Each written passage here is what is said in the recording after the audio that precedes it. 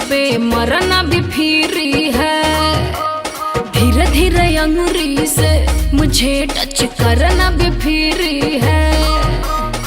बाकी मिलेगा नहीं लोभ के मलाई,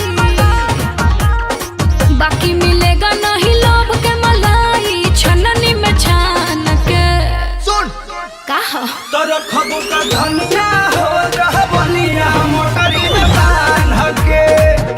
तोर खबू का धनिया हो रहा बनिया मोटरी में बांध के।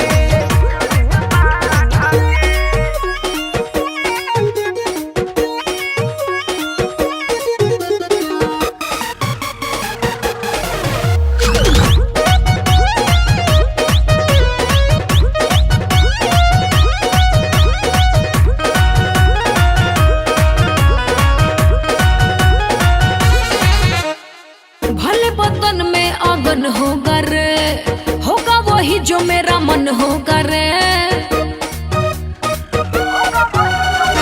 भले बदन में अगन होगा रे, होगा वही जो मेरा मन होगा रे। भलू से आन जान कबले बचा के रखबू हो। मरद के माजा मरहिया में बोल कहिया चखबू हो। झूठे करे लगा है हमसे लड़ाई, झूठे करे लगा है हमसे लड़ाई। सीना ऐसा तान के तोर खबू का धनिया हो रहा बनिया मोटरी में बांध के। तोर खबू का धनिया हो रहा बनिया मोटरी में बांध के।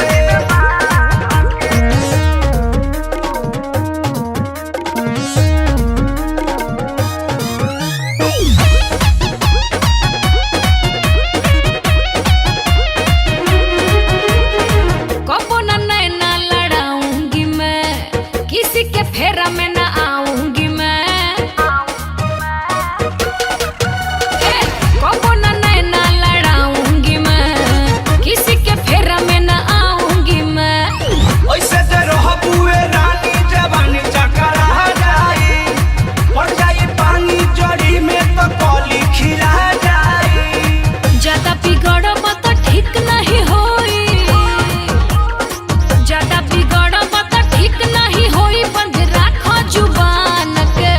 सुन बोला तोर खबू का धनिया हो रहा बनिया मोटरी में बांध